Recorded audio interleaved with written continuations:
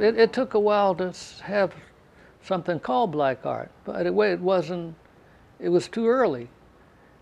It wasn't gelled to that, right? Even when I left in the 50s, I mean, no one thought there were so few black artists that you didn't think that way.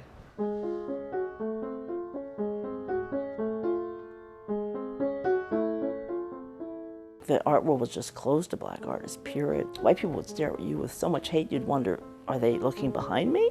What is this? So, I mean, I had a lot of anger from the restrictions, that I ran into, and general attitudes.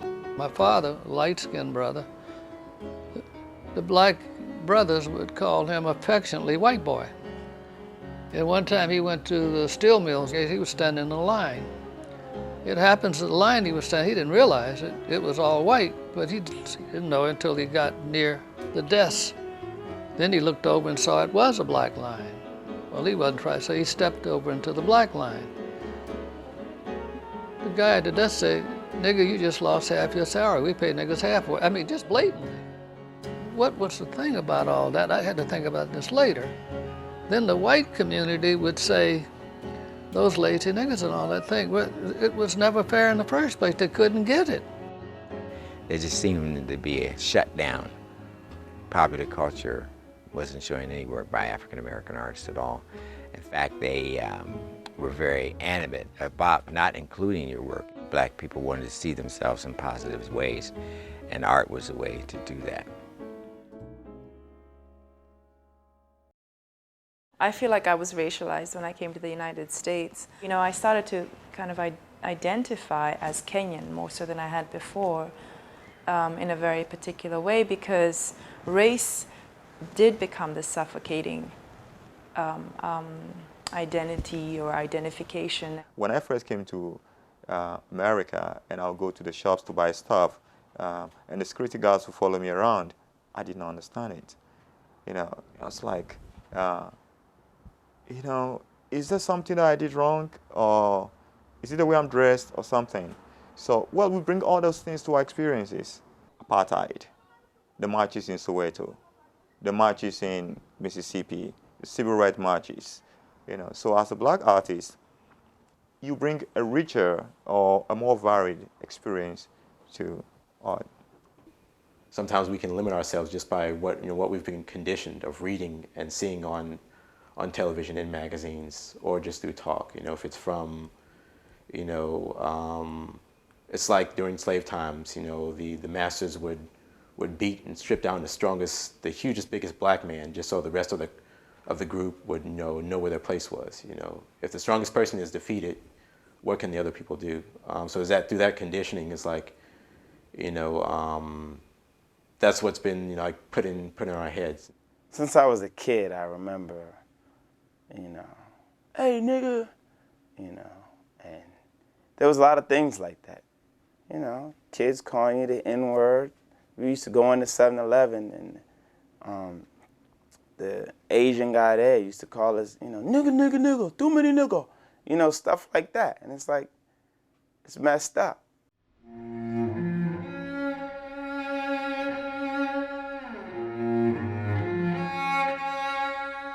Even in New York City, there was racism, and it was overt.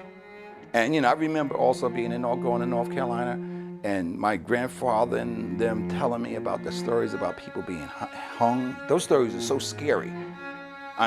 Some of them even come up today because they were real life stories. They weren't just like Sleepy Hollow stories, It was like scary. Black people getting their ass kicked.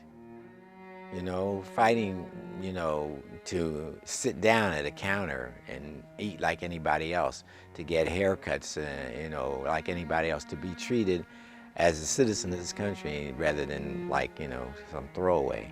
I don't understand why, if anybody thinks they're superior, if I thought I was superior, I would not treat the inferior the way they did. I never could understand the logic. How could they possibly tell the kids, don't play with those little niggas, and they hadn't done anything to them, America was reluctant to receive African Americans. The whole era of Jim Crow was a period of institutionalizing apartheid in this country. And very often these restrictions on what you could and could not do were legislated restrictions. It was not de facto separations or segregations, it was de jure.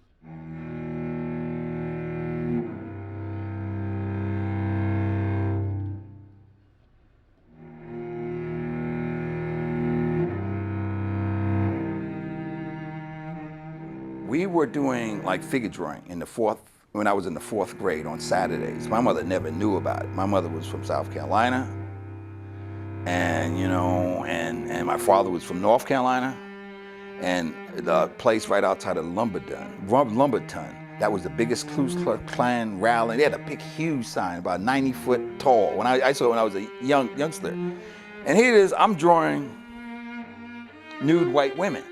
I could not go home and report that to my mom.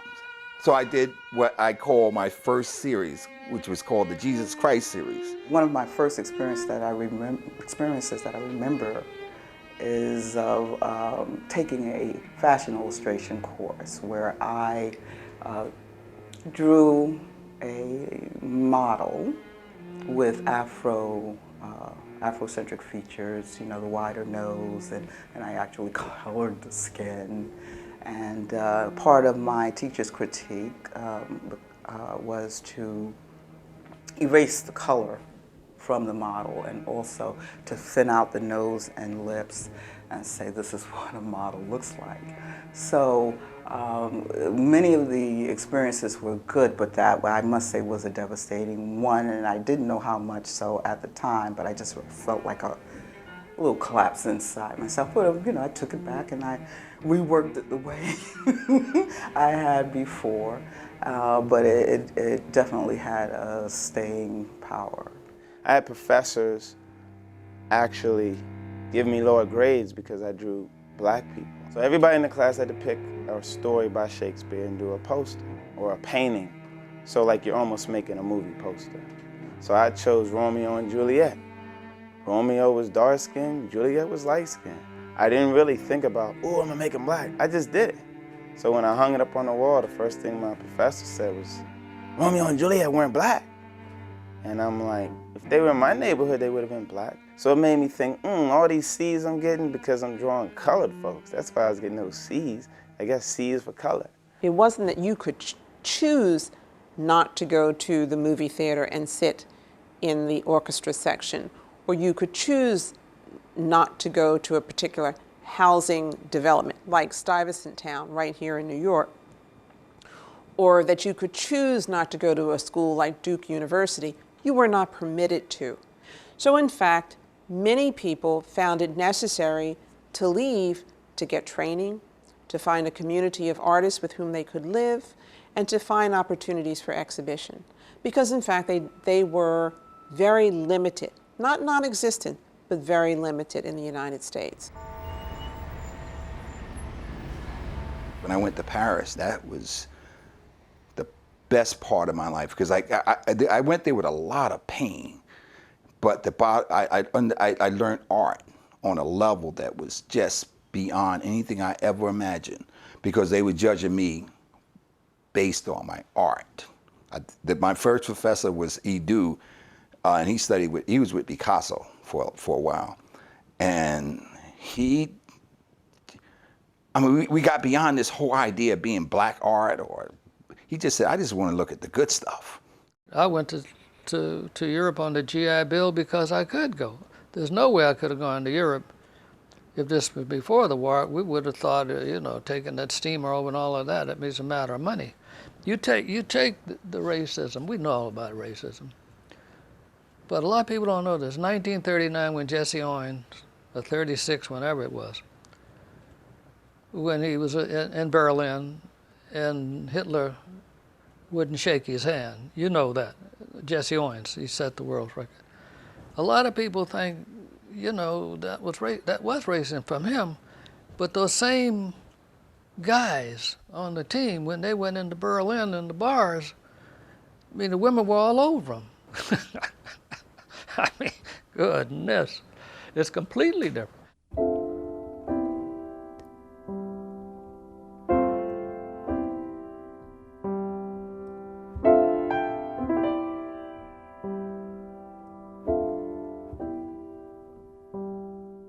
These guys came back from World War II, you know, the jazz musicians, you know, and these guys, you know, what are you talking about? I mean, I've been fighting for this country, and I come back and I can't sit down and have a meal. I can't do this, I can't do that. I mean, that's what started jazz, you know. These cats started playing stuff that these people, they couldn't get to it. They didn't know what it was, you know. Jazz is the perfect art form. It's the only American art form, I think, that really has been recognized. If you pattern yourself after the improvisational side, it shows you that there's another way of looking at work.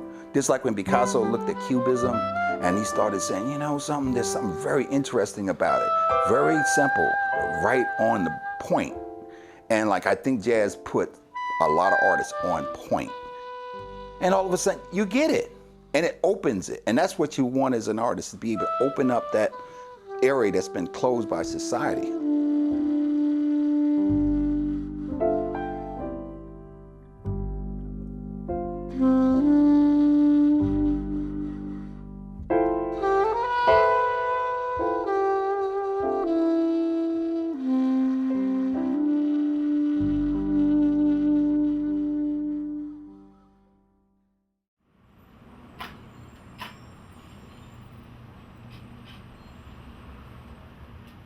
It's a constant struggle going on.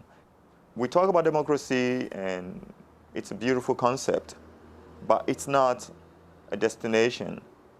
I see it as a journey, you know, and the best way to reach there, it's self-analysis. It's really looking at it and re-evaluating what we believe in, our morals, our values, you know, things that we've accepted. We have to question those. We have to challenge those. We have to confront those things, you know. So that's what I mean by the struggle.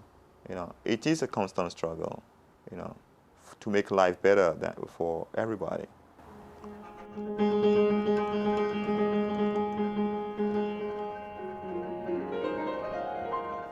Martin Luther King and all these other fighters drew a lot from what happened in Africa. So there's always been this, you know, transcontinental, you know, inspiration going on. There is this nostalgic feeling of, you know, belonging here and belonging there.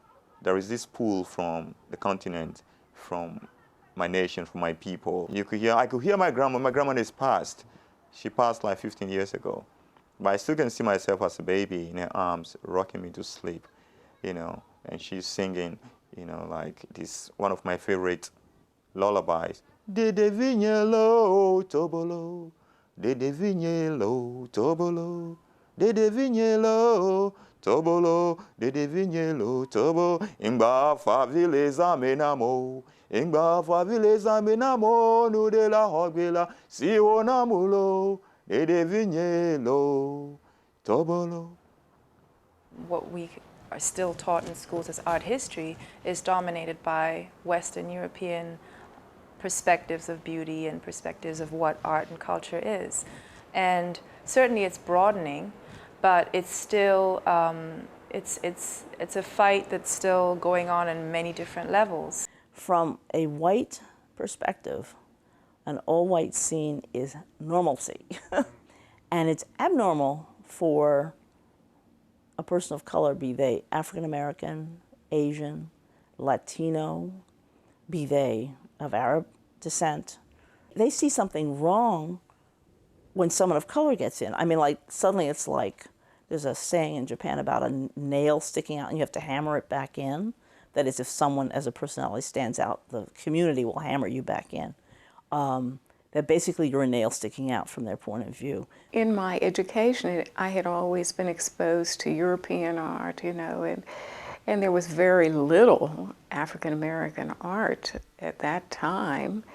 And when I came to New York, it was at the beginning of the civil rights movement, and I felt I had a lot to say, and I wanted to use Black images, and I just wanted to be involved with Black artists, Black educators, and so that's what I did.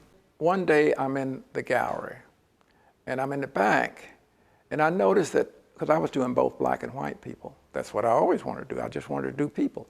And I noticed all of the images of Black people, anything Black was hanging on the wall. There was nothing of mine on Black. It was all out in the, that work was in group shows and things. So I go to the dealer, and I said, look, you're not showing the Black people I do. And she said, they don't sell. She said, they don't sell. That's what, and there were some other artists in the gallery, very well-known artists, Raphael Sawyer, Haim Gross, and people like that.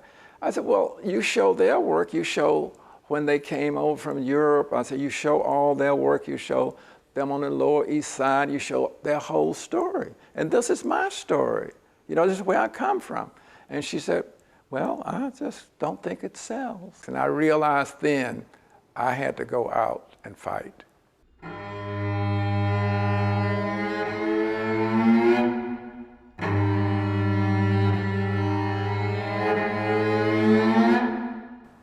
None of these guys had galleries in New York. And I could see, you know, that the anger was there, little bitterness about not being recognized. The field of American art, such that it was, both institutionally and in academia, was much more narrowly defined. And within that, I would say, Black artists were probably, or African American artists, were the ones who were most severely marginalized or absent from the study.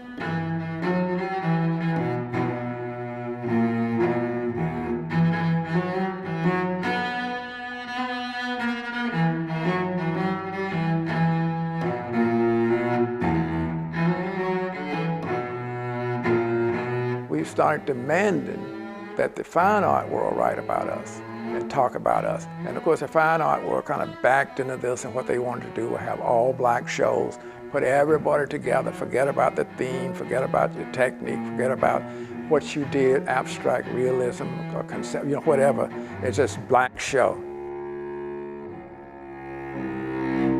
You know, it's the white establishment, and they were not really addressing the Black artist at that time. And Benny said, hey, come on, you know, you got to get this together. And we came from all over New York, from all over the country, and became involved in this united effort to have our work seen and shown. We set up protests against the Met.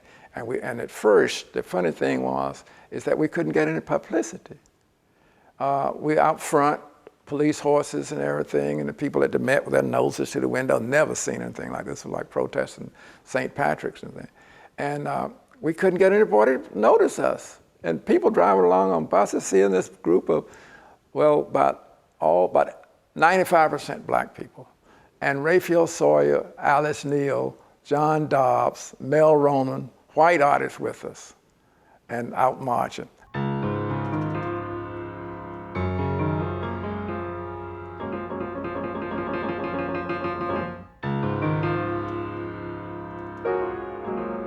It got to be so public that the New York Times finally started writing about it. And then when they were forced to have shows about us, they always had them near the kitchen. That was always ironic that they would. It was the last stages of this kind of thing. And finally, it got to the point where it just had to be acknowledged that there were different artists, different concepts and things, which was a big leap.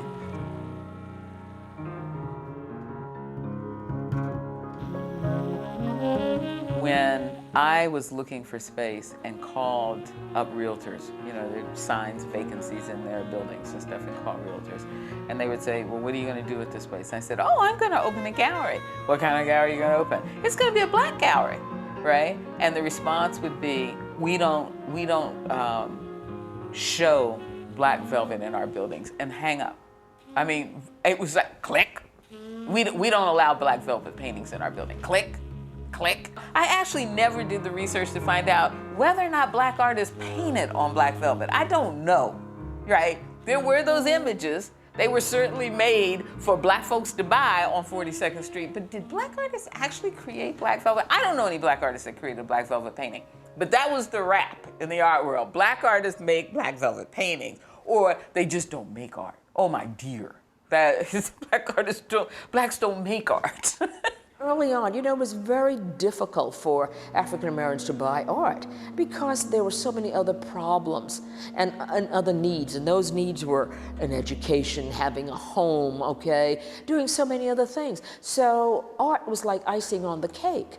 You know, I mean, if someone, you told your mother or father that you were going into the art scene, you know, become an artist. I mean, my God, I never forget, Normie told me his mother cried for days. You know, I mean, how are you going to survive? The art critics would have nothing to do with this because they saw it as being social, propaganda, didactic, and they kept themselves above that.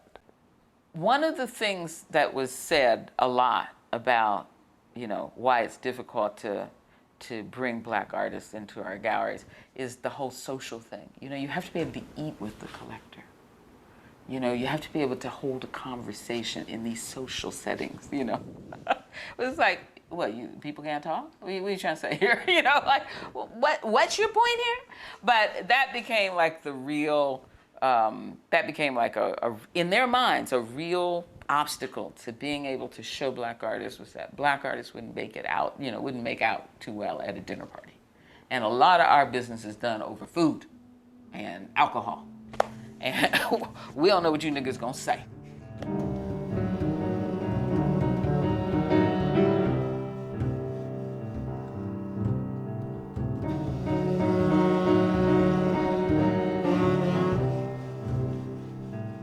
Our images were incredibly negative.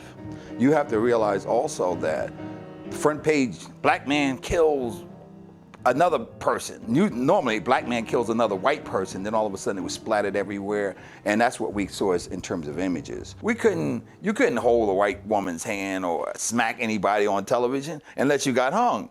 And you know, we got tired of those films where you go in the film, okay, when is the brother gonna die? It's all a matter of watching when the brother's gonna die.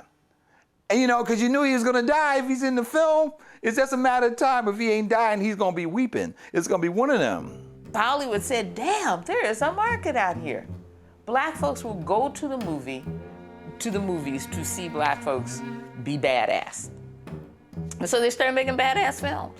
You know, all of a sudden, you know, you had people that say, yo, right on, take his head off. Yo, you had something to cheer for. But then they took it to another level. They took it to another level because all of a sudden that's all they turned out. Westerns weren't kicking. Army films weren't kicking because of Vietnam. And you know, and all that stuff was going on during that period. And then here comes some black film, here's income. Let's go in, let's make some income. And that's what it really came down to.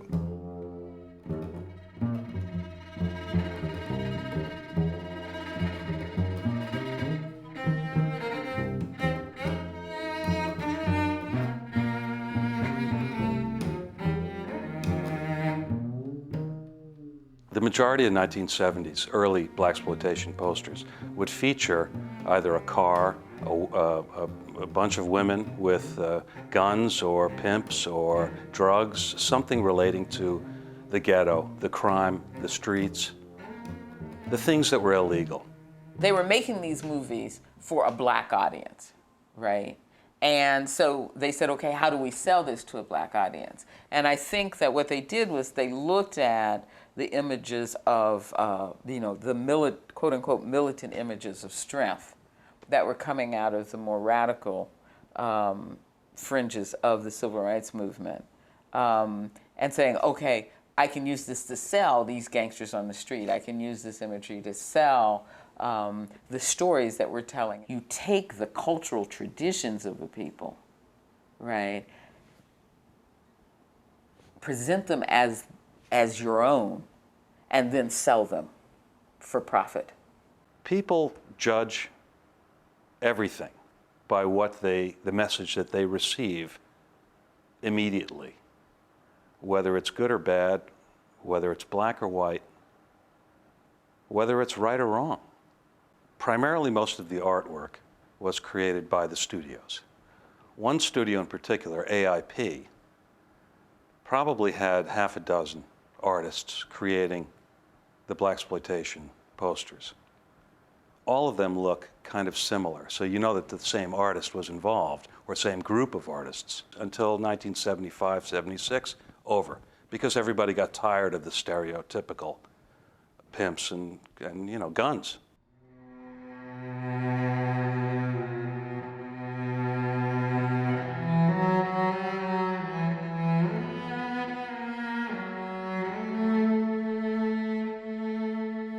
Advertising in America is very, well, some people can say it's very clever, and indeed some of it is. But when it comes to movie posters, the majority is not very clever at all. But when it comes to foreign posters and the artwork that goes along with it, you really start to sense that it's not just advertising, that it's also art. They went to greater extent to find a good artist that would truly provoke the viewer in seeing this poster to want to come in through the artwork rather than through the commercial approach of a typical American advertising piece.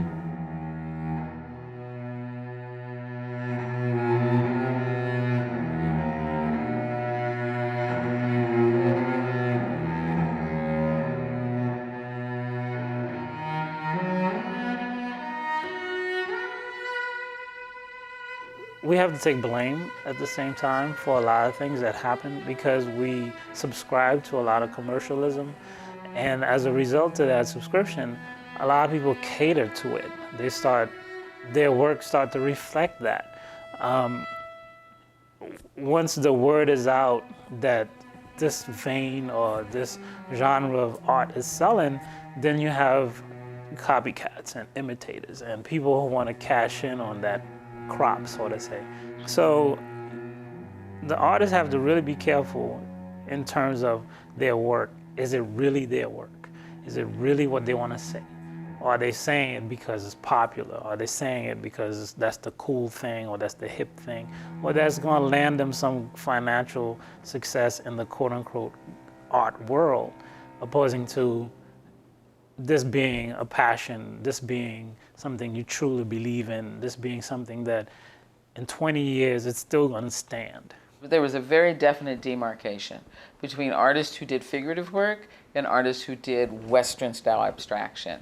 And there was a bias in the community, in terms of African American community and the spaces where artists could show in that community for work that was figurative work, because they felt that that was work that was nationalist and expressive of the black experience. I understand a brother painting problems, and I'm all for that. I mean, we couldn't get into abstract art. I mean, the brothers, I mean, the black race was suffering, so these guys are painting figurative things that's understandable. They're going to get up in there and start, take during the Depression. Picasso painted the Guernica, 1939. That's a big break. I love the painting. My mother's at the kitchen table, what if somebody said, Picasso painted the Guernica? Even the white people in Chicago, what's that got to do with you getting the meal on the table? Let's face it, when you go to the museum and you look at abstract art, you see work produced by Caucasian males, predominantly. So there's no connection to it for you as a person of color. And it's unfair, but it's just the way it is. So our challenge as artists is to rise above that and figure out ways to say, I'm going to do this irrespective of whether or not you believe. And to continue to push forward. And I think the only way to do that artistically, our responsibility as artists is to just do the work. I say that, just work. That's our main responsibility to help change that.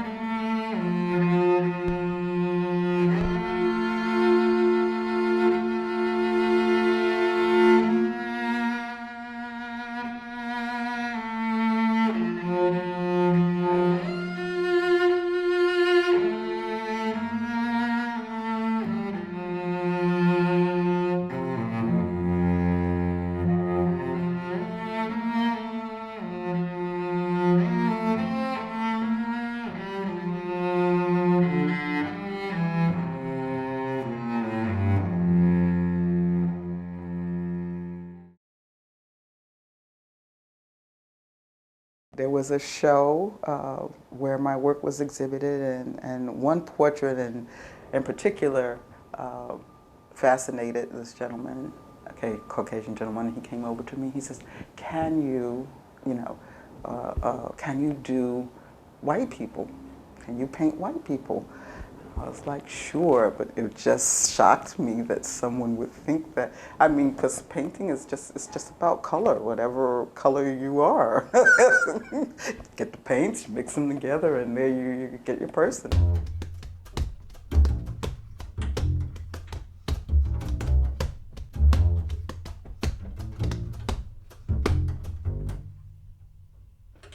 I did this card series, and people were fascinated by it. And the comment was made that, it's wonderful, beautiful, but why would I want that in my home? I had an art dealer I work with. He called me, wanted to interview me, and my name isn't, I guess, maybe the most black name you could find. It wasn't like it was like Leroy Jackson's slide portfolio or something, so they could read into that. So I went up to the gallery, and he was shocked as hell. I was black, and he was like, wow, to be honest with you, I didn't know you were black. I guess people have their expectations of what black art is.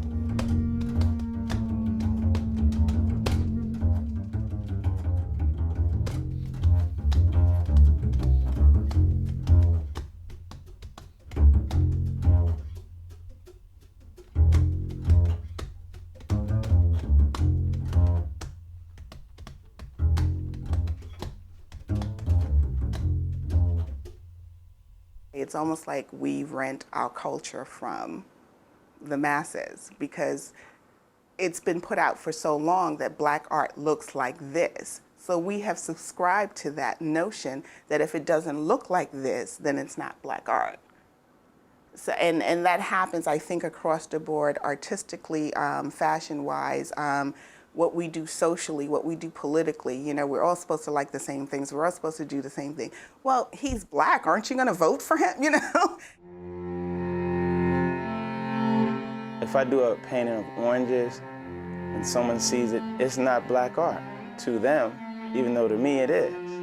So my question is, if a white person paints a black person, is that black art?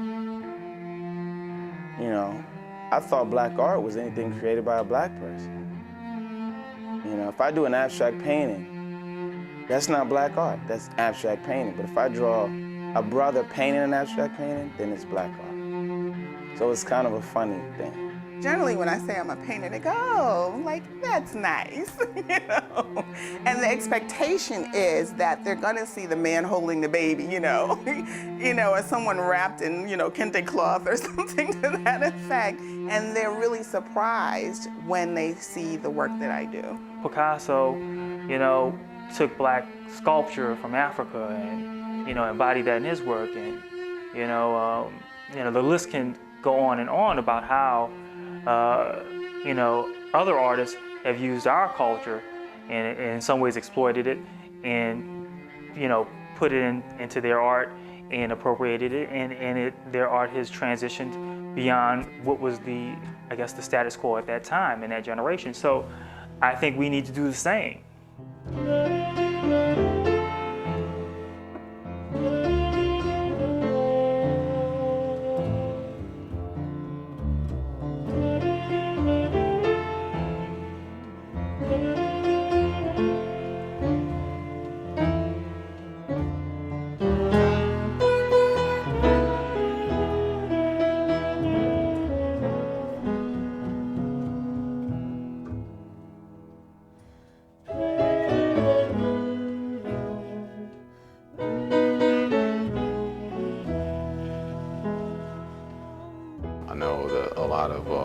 A lot of black men have a lot on their plate.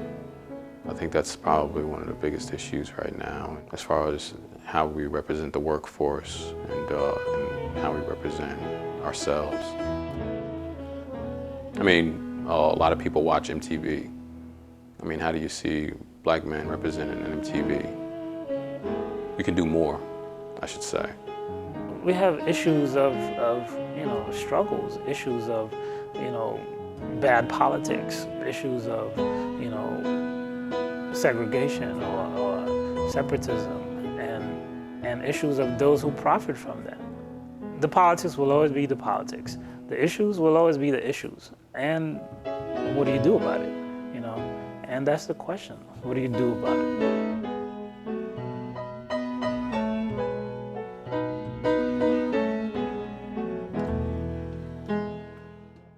The mainstream art world is not necessarily the most open place for artists of color and women artists and artists who do different types of things. When you look at the works of African American artists and you look at the quality of the work, I mean, their work is undervalued. I mean, that's probably why I can afford to buy as much as I can. I think if they were comparable, if the same quality was comparable to some of the other mainstream artists, I probably couldn't afford to buy it. So in that respect is a plus, but I also think that these artists need to get equal prices for the quality of work they're doing. We need to validate ourselves. So one of the things that I think art can do for the community is bring the whole level of communication, bring the whole level of process at a point where it can start to solve some of the problems or solve some of the mysteries that have managed to elude us for so many years in terms of establishing our own access, opposing to waiting for access. Black people have not been welcomed in the museums and stuff like that. So there isn't that tradition. We have to support it for it to continue. And that is a key point. We have to support it. No one else can. We have to do it for ourselves. And we have to see how important our artists are. There's one problem that the African American visual artists have, and it still is a major problem. There is no African American person doing art criticism for any of the major newspapers. None. There've never been one, and there's still a none. And so the problem is everything still has to pass through the white critics. The white critics, no matter how good they are, no matter how impartial they are, they determine whether this is good art, bad art. And that's like plantation thing. That's almost like getting a note from your master to say whether you're good or bad.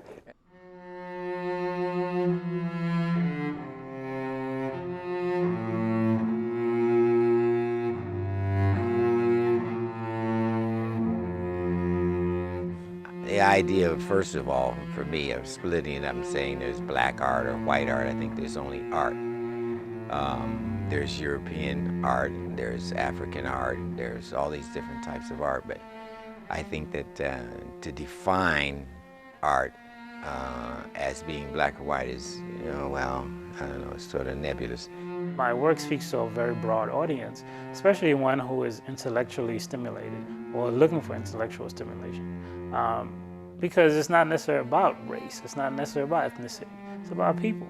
Probably what happens to a lot of people, you're creating work with that thought in your head.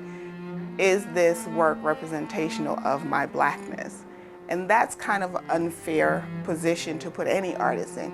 You should be able to just create work. See, when I think of Van Gogh, I'm not thinking of Whitey.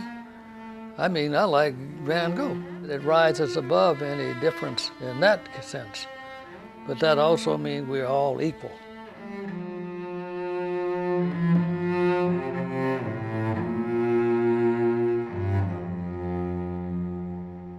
We always said what we would like to have is a level playing field.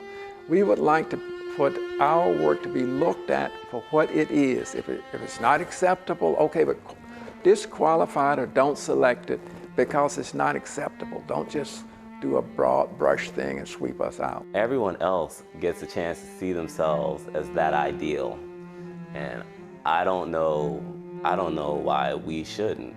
And you know, I think that there is beauty in all the things that we have been through, and there's going to be beauty in all the other steps that we make and all the other things that we conquer.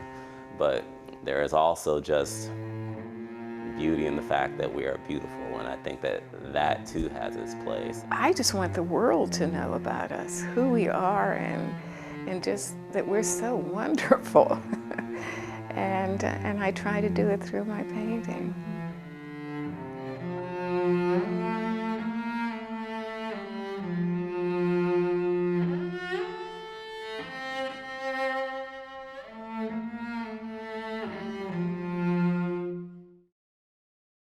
In artists' style will change constantly. I mean, if you look at Picasso as an example, Picasso changed his art as much as he probably changed his wives, you know? But you know, that's it. But you know, but the bottom line is, you know, you have to change because it's internal. And when you start having this, you know, what is black art and what black art is, and you know, you as an artist, you have to try to explain humanity in any way that you possibly can. And then, you know, and you start saying, you limit yourself. Like when they talk about ball players, let's say, because that's what everybody can kind of understand. When they talk about Michael Jordan, they don't say he's the best black ball player, they said he was the best ball player.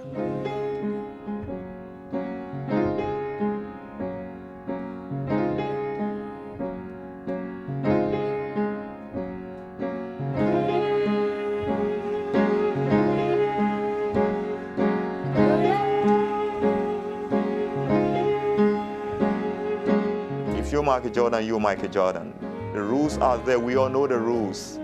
You know, no one can take that away from anybody.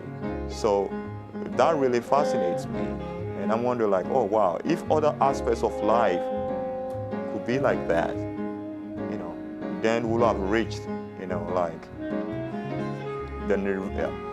like the paradise of democracy. Art throughout history, in terms of the African American experience, has been served as one of the best ways to document that experience and to really, document it truthfully. If you really think about it, you know, in terms of from a historian standpoint, that's all that's left when generations die off. They look at art, and that's how they measure that civilization's success.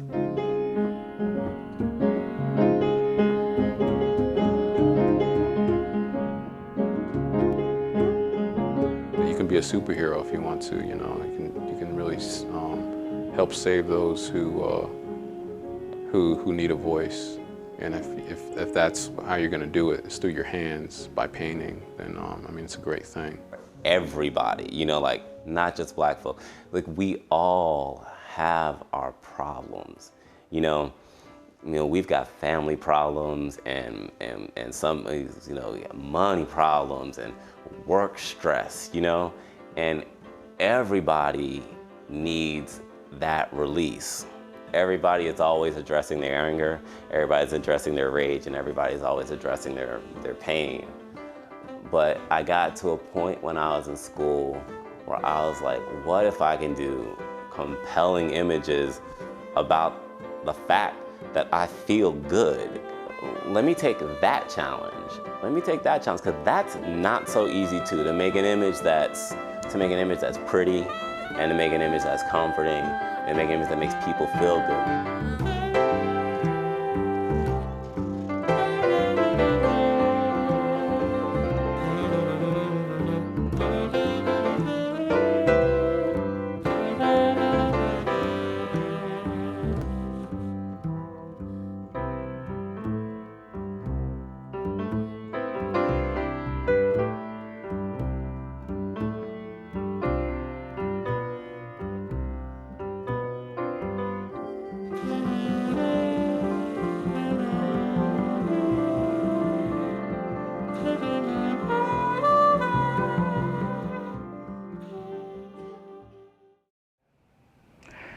I think it's changed slowly, but not a lot. It's very, very difficult to get into a gallery unless it's specifically looking for Afrocentric art. Afrocentric art even has a better chance than Afro-American artist who is painting in a classical style, abstract style, or any other style, because that's what they're used to, that's what they're looking for, and that's what they expect. Things haven't changed that much. Black people are still on the bottom of the ladder here in this country. Last hired, first fired, that still goes. All you have to do is read the newspapers and see. Black folks were mostly guards and maintenance people and cafeteria help. There's a little bit of shift in that, but they're mostly the guards and the maintenance and the cafeteria help today, 30 years later.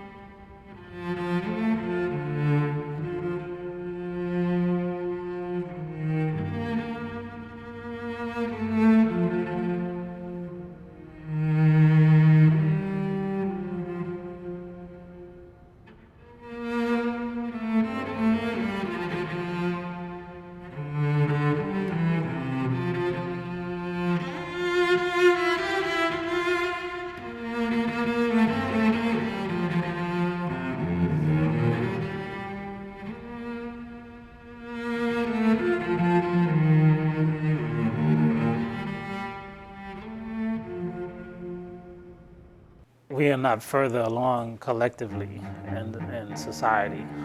Part of the reason is we fall victim to distractions. You see a handful of people in the media being successful or portrayed as successful, and then we think everything is fine. But meanwhile, the collective or the masses are suffering, or struggling to get by, or grinding, so to say. It's a day-to-day existence for a lot of people.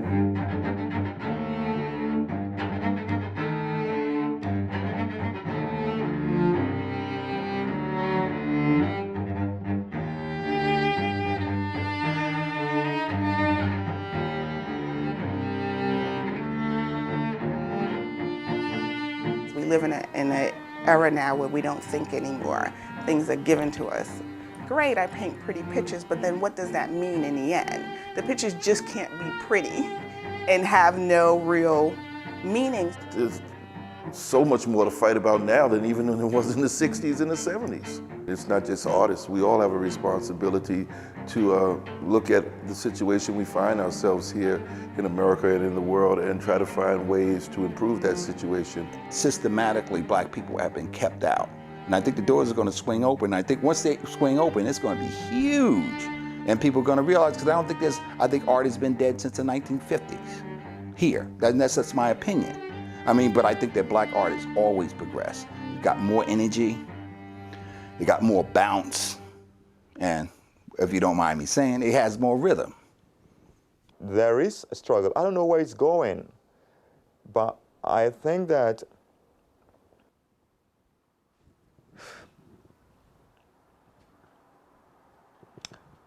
the struggle begins with the artist, not to be swayed by what is marketable and what is fashionable. Because some artists go like, oh, if I do this kind of art, I'm not going to get into the museums, I'm not going to get into these galleries. So they kind of just toe the line. All of us benefit from whatever happened before us. Everything. I mean, we don't start anything. We're using what others have done. And in our areas, we can make contributions that will give to others. I've tried to thank some people who helped me so much, and more times than not, they say, you can't do anything for me. Pass it on. And so when I get a chance to do something, someone needs something, then I do that. And if they try to think, forget it, you can't do anything for me, I'm all right, pass it on. And that's what all of us should think about.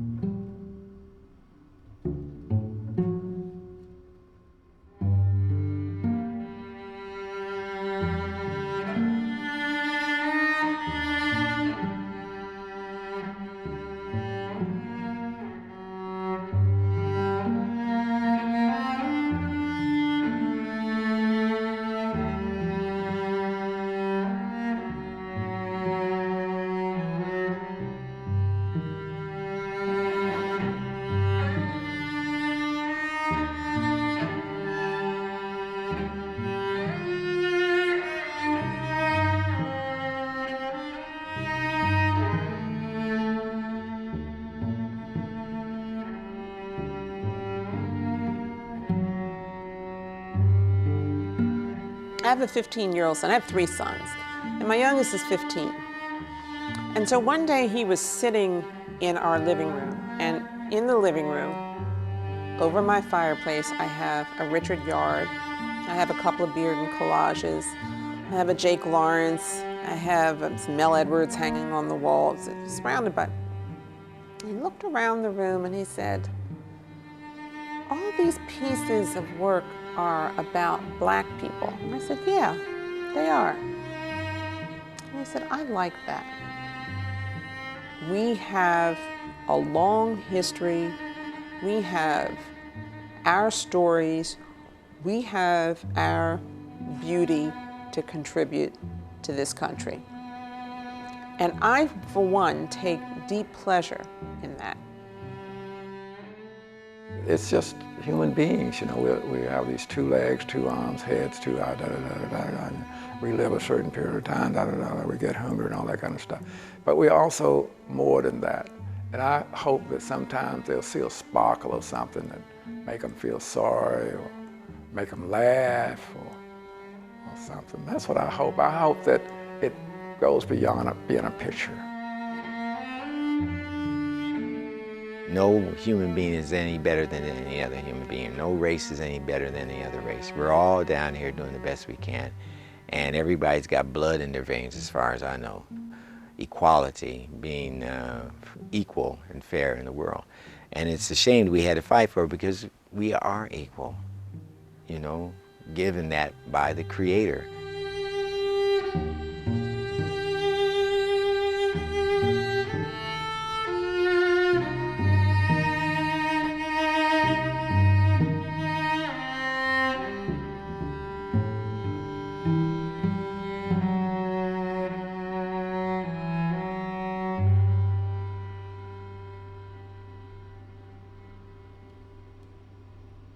A lot of people went to sleep.